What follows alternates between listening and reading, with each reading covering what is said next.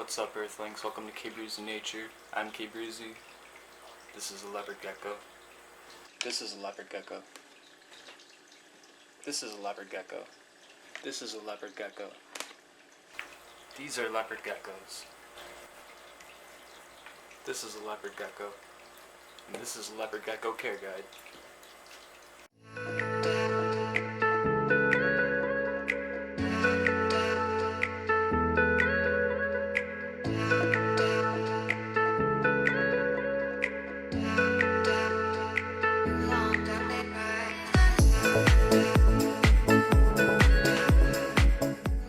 So, leopard geckos originate from the Middle East, like Iraq and stuff like that.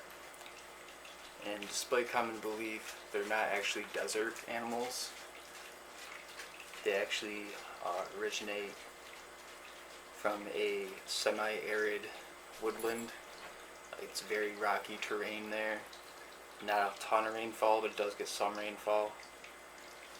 And it's not a sandy desert like a lot of people picture. And also, despite common belief, they're not nocturnal animals. Technically, they're actually crepuscular, which means that they're most active at dawn and dusk. Yeah, they are active during the day and night sometimes, but for the most part, dawn and dusk is when they do most of their activities. For housing, you can fit an adult in a 20-gallon long tank, the screen lid and everything. You can use a heat light or under the tank pad, heat pad for that. Or you can do what I do and use bins. If you want to go the cheap way, you can use a little Stairlight bin like this. This is a 32-quart Stairlight bin. It's like $10 with the lid at like Walmart or Target. For the setup, we got a hide here. We got a little rock for decoration, and it also helps her get any stuck shed off when she sheds. Got some leaves and bark just for decoration. We got a hot hide here. I have, where the tank is usually placed, there's a heat pad that goes underneath this side. So this is where she goes when she gets cold. Another rock thermometer thing that doesn't work anymore. A little food dish. I gotta fill that up. Throw calcium, and you can throw like dubia roaches, mealworms, super worms, phoenix worms. You can throw that in there for them to eat. And then a water dish, not super deep. They will drink from it though. Always have a water dish in there. I have like a dirt mix substrate here. It's actually my own custom mix of dirt, sand, bark, and moss. I found that the mixture works pretty well. If they have trouble misting for any reason, or have trouble shedding for any reason, you can always mist it, and you won't have to worry about like mold growing or anything like that, and it'll help them get any stuck shed. It's very common for leopard geckos to have stuck shed on their toes and stuff. If you don't get that off, then the gecko will actually try to eat the skin. They eat their skin that they shed off, so they don't lose any nutrients from that. But if they have stuck shed on their toes and they can't get it off, eventually they'll eat their toes. But yeah, housing, you can go with a little bin here like I have. It's the cheap way. Just drill some air holes, make sure it's a locking one. It's got locks on the side. Or you can get a 20-gallon long aquarium or bigger with a screen lid. If you do use a bin, don't use a heat lamp. Use an under the tank heater pad. Benefits of those is it's 24-hour heating whenever they need it. Where heat light, you'd want to turn that off at night, you know, or use a red bulb, I guess. I don't like to use red bulbs, but If it gets super cold in your house at night, then you should probably use a red heat bulb for the nighttime. They do need a 24-hour cycle. They need daylight and nighttime. It just helps with their cycle, you know. Like, how would you like it if it was constantly bright out, you know? Like, you wouldn't know when to sleep, you wouldn't know when to eat. It would just mess up all of your biological cycles and all that. It's the same with animals.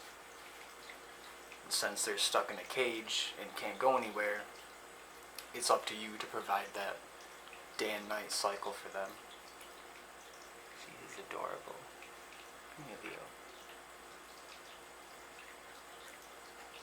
I mean, how can you not just smile at a leopard gecko face? It's adorable. They're so cute. They don't eat vegetables or fruit or anything like that. It's just strictly insects, crickets, duvia roaches, hornworms, superworms, mealworms, phoenix worms, waxworms, all that stuff. Basically any kind of insect that's an appropriate size. An appropriate size would be, so like for the crickets especially, the distance between their eyelids, their eyeballs from the top there. Hopefully you got a good shot of that. You don't want the cricket to be bigger than the distance between their two eyes. That's a good rule of thumb. So their tail is, that's where they store their extra fat. If they have enough fat stored in their tail, they can go quite a long time without eating, which is pretty amazing. I'm not saying you shouldn't feed your geckos, but like if they were to escape or something,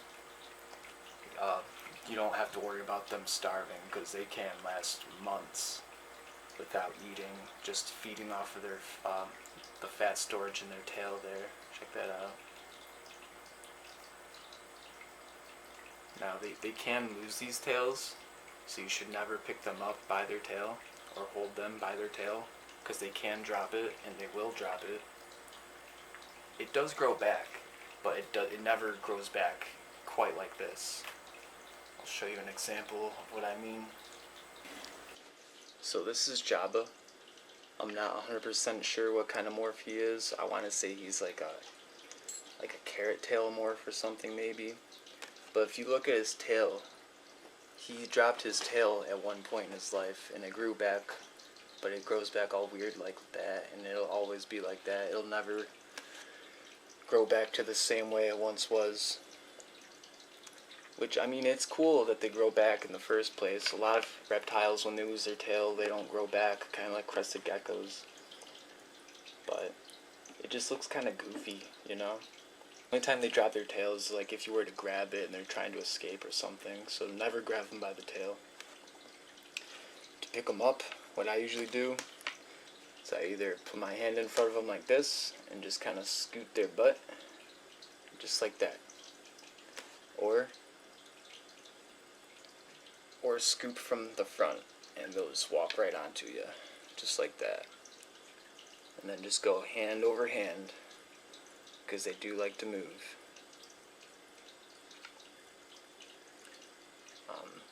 They're not going to hurt you. They're very, very, very, very, very unlikely to bite you. I think I've only been bit once by a leopard gecko, and that was because I was stupid and I was trying to feed them a mealworm with my fingers, not the tongs. But they're very, very unlikely to bite you. And if they did were to bite you, it doesn't hurt at all. It doesn't even leave a mark, doesn't draw blood. They don't really have sharp nails at all either. They have nails, you'll feel them when they're walking on you, but it's just like little prickles. Like, it doesn't hurt, it doesn't draw blood or anything like that. It's just, I don't know, you gotta experience it to really know what I'm talking about. Just trust me, it doesn't hurt you, and it's not gonna draw blood or anything like that. He's a super chill little dude though. I love this guy. He's even got, if I can show you, he's even got like a smiley face on the top of his head. Isn't that cool? Heating wise, If you're using a 20-gallon long tank, I'd recommend like a 60 to 75 watt heat bulb just on the top of the screen lid. Or you can just get an under the tank heater pad. I think on the packaging for like the ZooMed brand, I think it says it's good for like 15 to 30 gallon tanks or something like that. 15 to 25, something like that. You don't want the heat pad or the heat bulb to be over the entire enclosure. You want to keep your heat pad or light bulb on one side of the enclosure. You want one side to be hot and then the other side with no heat at all, and that'll be the cool side. So you'll got hot and then it just cools down to the cool side. That's what we call a thermal gradient. Reptiles are cold-blooded and they're ectothermic, which means they regulate their body temperature by their surroundings. So if they're cold, they'll go over to the hot side. If they're too hot, they'll go over to the cool side, you know? So it's very important to provide that thermal gradient for them so they can regulate their temperature. Being stuck in a tank like that in captivity, very important. You want to give them some sort of heating. I keep mine I have a thermostat hooked up to my heat pads, and they are at about 88. I have mine at 88, so give or take from 88. Like sometimes it's like 85, other times it's like 92. Just depends on how hot the day is, you know. But it stays right around that area, and that's a pretty good temperature for them. They don't really require misting. Just make sure they have a water dish. They're not a desert species, but they're not a tropical species by any means. So as long as they have a water dish, they should be fine. The only time I would mist is lightly mist it at night if they have like stuck shed on their toes or whatever. And if they do have stuck shed on their toes the next morning, then you can just fill up like a Tupperware container with lukewarm water, just enough to cover like their belly and stuff, not like over their head or anything like that. You don't want to drown them, but excuse me.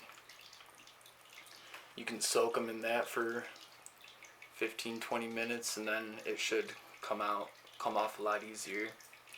You can even throw a rock in there too. They'll use the rocks to help get it off. Alright, Jabba, let's get someone else now. Oh, before I put him back though, when they're old enough, it's kind of hard to tell with babies, but when they're old enough, you can to tell if what gender they are is to look at the pores. So if you see the little dots down there, right by his legs, those are his femoral pores. That means he's a boy. If it has little dots like that, I know it's kind of hard to see, but it's the best I can do. So if you see, like, right there, there's a bit of a V, but there's no dots like Cloud had. The males will have the pores inside that V, the females will not. And it is very difficult sometimes to check the pores like that. So if instead of doing it by hand like that, just put them in a clear container like a Tupperware, a Sterilite bin. Just lift it up, shine a flashlight underneath it, and look at the pores that way. It's a lot easier than fighting with them like I just did. And they are fragile, so you don't want to manhandle them. But I have so many leopard geckos, and I've had them for so long that like I know I'm not hurting them or anything. I know how to handle them. But you should still be careful, especially with small children. Now, this is one of the babies I produced last summer. The cool thing about leopard gecko breeding is they're temperature sex determinant, which means depending on what temperature you incubate the eggs at, will determine the sex of the gender of the babies. The closer you are to 90, the more likely you are to hatch out males, whereas the closer you are to 80, the more likely you are to hatch females. She doesn't really like to be held, as you can see. A lot different from like Leo and all them, who I've had for a lot longer. So the babies are very skittish, so you definitely got to be careful with them when they're younger. You don't want to squish them, just go hand over hand like this, you know. Don't really pet them, just let them do their thing. Be gentle, just go hand over hand until they get used to you. If you notice, she just licked me. That's how leopard geckos, and a lot of reptiles for that matter, get to know their surroundings. For cohabbing, if you want to house more than one leopard gecko. But in short, do not house two males in one enclosure. You can try and house two females of similar size and age, and they might get along, but all reptiles are individuals just like people.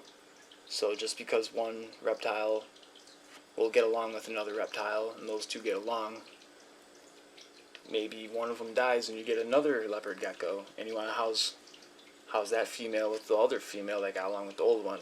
Well, that new leopard gecko is a completely different individual who might not like to share a space with another leopard gecko. So you really got to be careful with that. Co-housing more than one gecko. Never two males. And I mean, you can do a male and a female if you're trying to breed, but if you house a male and a female, you will most likely get eggs. It's almost a guarantee.